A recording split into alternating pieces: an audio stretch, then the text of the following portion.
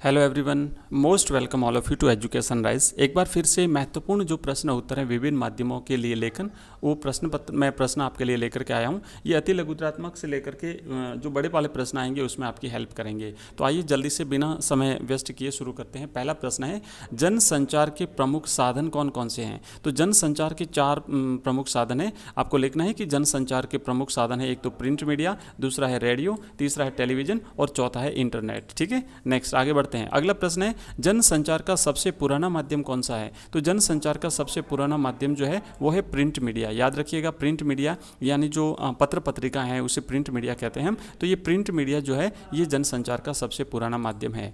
Next तीसरा प्रश्न है, सर्वप्रथम मुद्रण का आरंभ कहाँ हुआ था? मुद्रण यानी प्रिंटिंग का आरंभ कहाँ हुआ था? तो सबसे पहले मुद्रण का आरंभ चीन में हुआ था। बट याद रखिएगा, जो प्रिंटिंग प्रेस की स्थापना हुई थी वो जर्मनी के गुटेनबर्ग में हुई थी और सर्वप्रथम प्रारंभ जो है मुद्रण का, प्रिंटिंग का, उसका चीन में हुआ था। नेक्स्ट प्रश्न है, भारत में पहले छापेखाने की स्थापना किसने और कब और कहां पर की थी? तो लिखना है कि भारत में पहले छापेखाने की स्थापना मिशनरियों ने की थी। जो ईसाई मिशनरीज थे अपने धर्म प्रचार के लिए उन्होंने की थी। 1556 ईस्वी में इन्होंने गोवा में भारत में सबसे पहले प्रिंटिंग प्रेस की स्थापना की थी, छापेखाने की स्थापना की थी।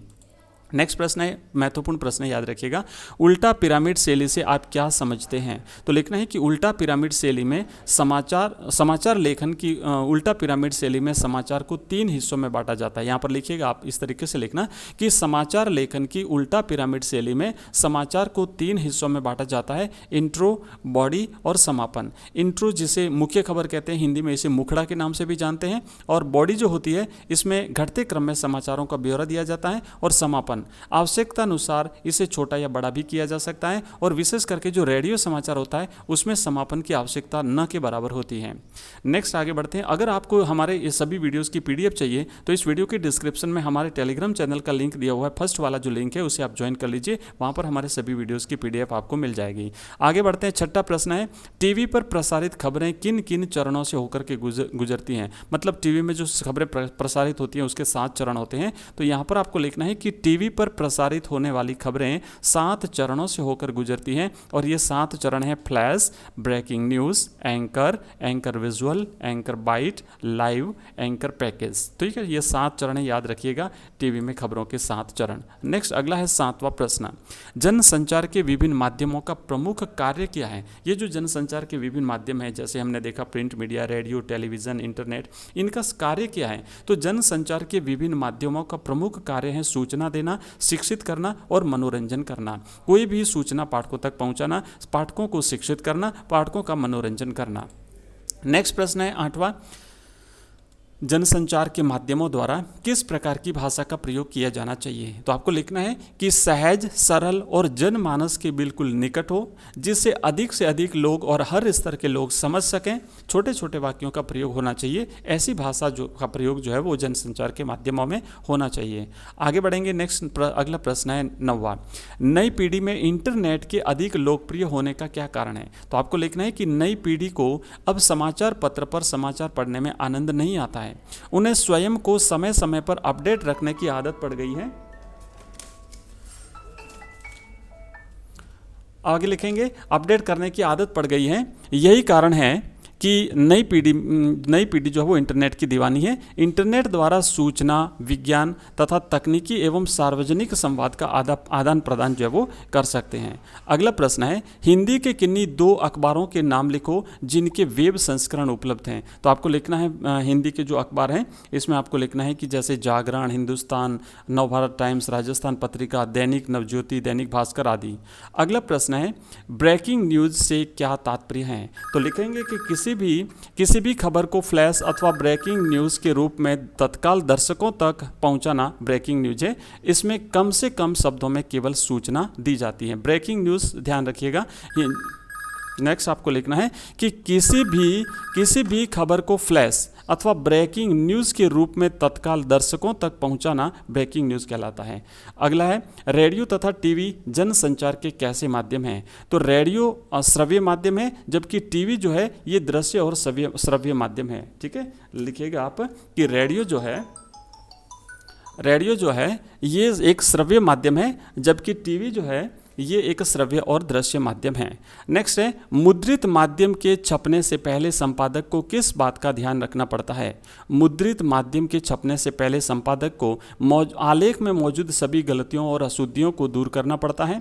प्रकाशन के बाद वह गलती नहीं सुधारी जा सकती, इसके लिए नए अंक की प्रतीक्षा करनी पड़ती है।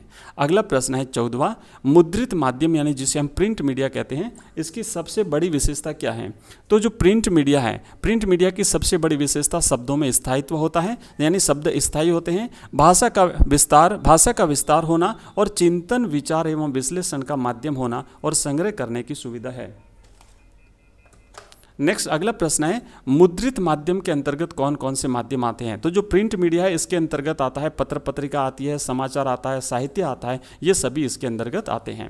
रेडियो जनसंचार का कैसा माध्यम है? लिखना है कि रेडियो जनसंचार का श्रव्य माध्यम है। रेडियो से संगीत तथा समाचार जैसी आवाज़ों को सुना जा सकता है। अगला प्रश्न है, रेडियो समाचार किस शैली में लिखे जाते हैं? तो आपको लिखना है कि रेडियो समाचार उल्टा पिरामिड शैली के आधार पर ही लिखा जाता है। इसमें लौटने की विशेषता नहीं होती, इसके लिए धारा प्रवाह वाचन किया जाता है। रेडियो समाचार में डेडलाइन से क्या तात्पर्य है? रेडियो समाचार में एक डेडलाइन होती है, इंपॉर्टेंट क्वेश्चन याद रखिएगा। लिखना है आपको कि रेडियो समाचार में समय का निर्धारण और उसका पालन महत्वपूर्ण है, जो उसका डेडलाइन जो है वो कहलाता है। टेलीविज़न जनसंचार का कैसा माध्यम है? आप लिखेंगे कि टेलीविज़न जनसंचार का दृश्य श्रव्य माध्यम है, इसके माध्यम से घटना को देखा और सुना जा सकता है। नेक्स्ट क्वेश्चन है, टीवी पर प्रसारित समाचारों की मुख्य 2 शर्तें कौन कौन सी हैं? तो आप लिखेंगे कि टीवी पर प्रसारित समाचारों की शर्तें हैं, एक तो समाचार जीवंत होना चाहिए और लोक रुचि के अनुसार होना चाहिए और साथ ही साथ सत्य पर आधारित जो है वो इसकी प्रमुख शर्तें हैं। इंटरनेट क्या है? इंपॉर्टेंट क्वेश्चन है। जो क्वेश्चन इंपॉर्टेंट है मैं आपको बता देता हूँ, ये इंपॉर्टेंट है, याद रखिएगा। तो अगला जो इसका आंसर है वो है कि इंटरनेट व्यक्ति को स्वतंत्रता प्रदान करता है। व्यक्ति अपने मन मुताबिक किसी भी स्थान पर किसी भी समाचार, मनोरंजन तथा ज्ञान के विषय को देख अथवा सुन सकता है और उसका आनंद ले सकता है।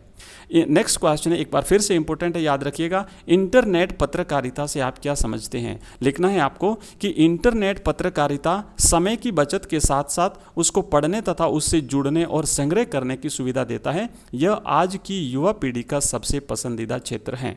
नेक्स्ट प्रश्न है 23वां, भारत में इंटरनेट का कौन सा दौर चल रहा है और इसे कब से माना जाता है, शुरू माना जाता है? लिखेंगे कि भारत में इंटरनेट का अभी दूसरा दौर चल रहा है, सेकंड जनरेशन चल रही है। पहला दौर 1993 से और दूसरा दौर 2003 से शुरू हुआ माना जाता है।